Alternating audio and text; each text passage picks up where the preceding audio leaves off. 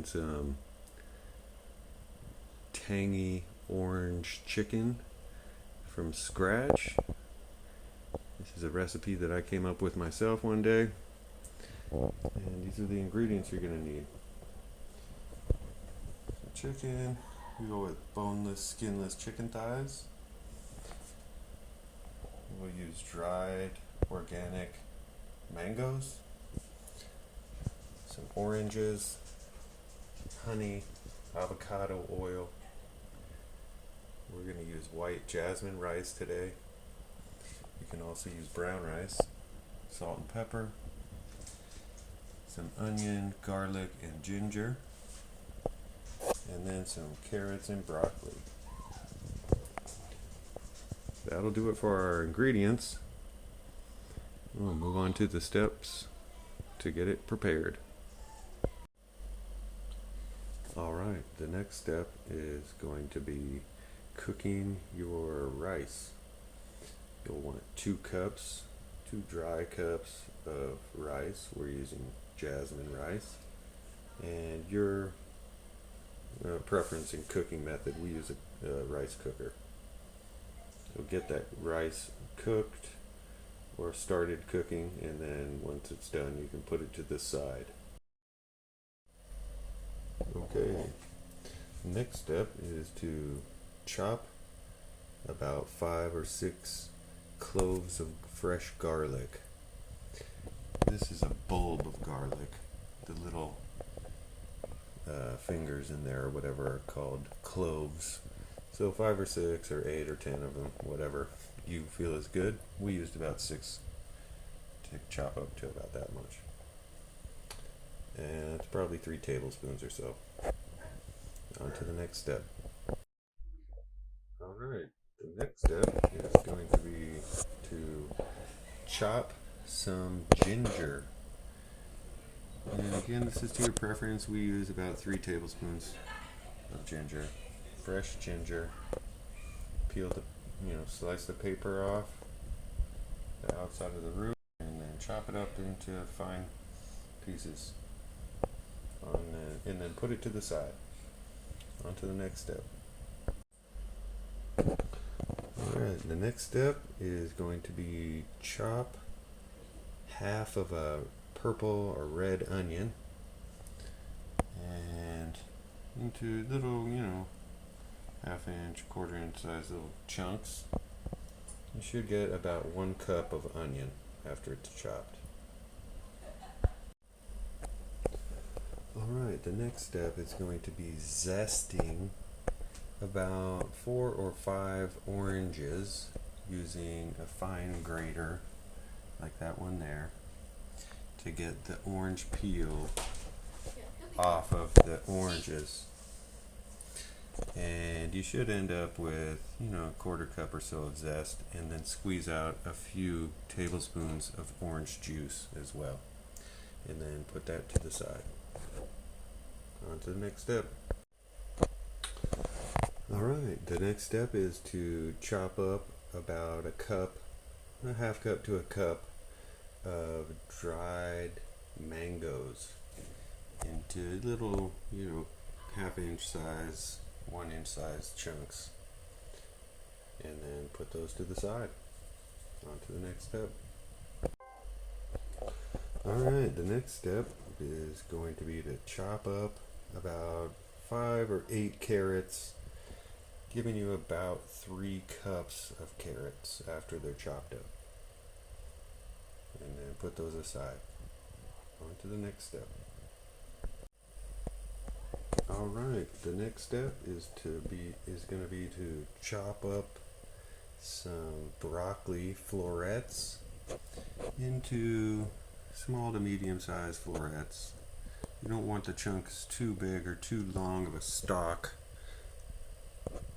because then it gets tough. It's better if the juices soften those things up really good. But you should end up with around 3 cups of florets of broccoli florets. And put those aside and on to the next step. Next, to a large high-walled saucepan, You're going to want to add about 6 or 8 tablespoons of avocado oil on medium heat until the oil starts to heat up, and then add your garlic, your ginger root, and orange zest to the oil, and mix it around for about 2 minutes. Then we'll move on to the next step. After about a minute or two of the oil and ginger and garlic and stuff warming, then you're going to add your chicken. Should be about 1.5 pounds to 2 pounds of chicken. We like to use chicken thighs, boneless, skinless chicken thighs. We've got about 1.85 pounds here in our pot. Then next we're going to add the mango chunks.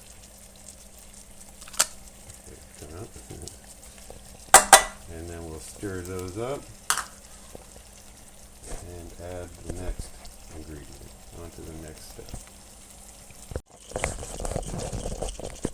Once you have the mangoes all stirred into the chicken and all the other topping or seasonings, ingredients, we're going to add the orange juice, and we're going to add about 1/2 cup or so of honey.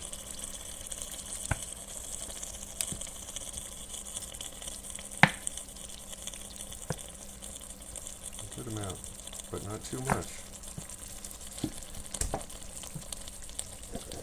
And then we're going to stir that up and on to the next step.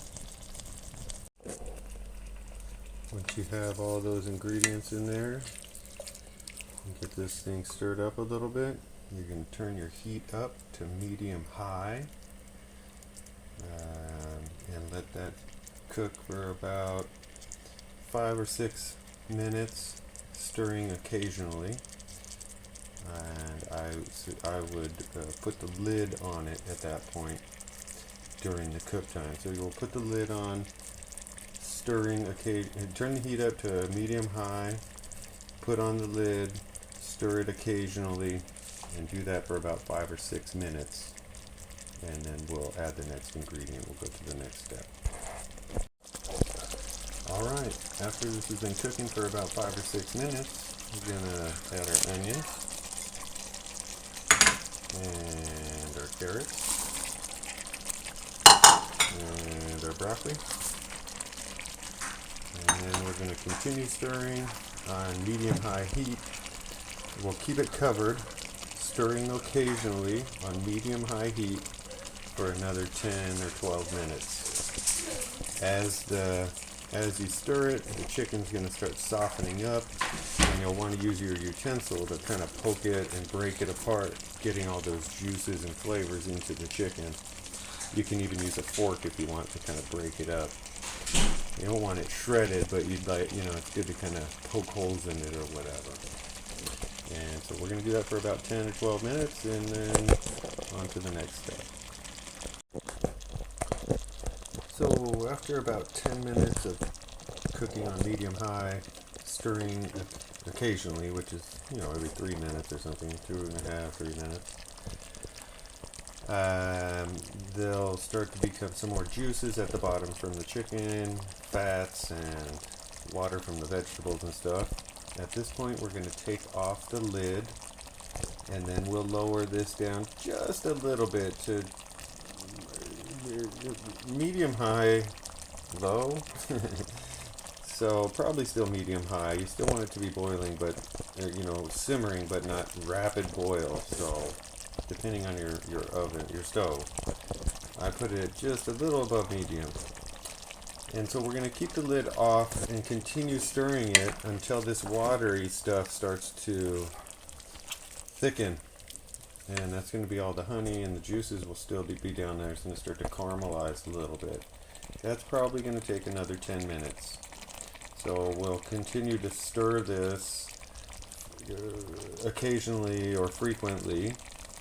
and with the lid off, allowing that steam to rise and the water to thicken into some good caramelized flavor.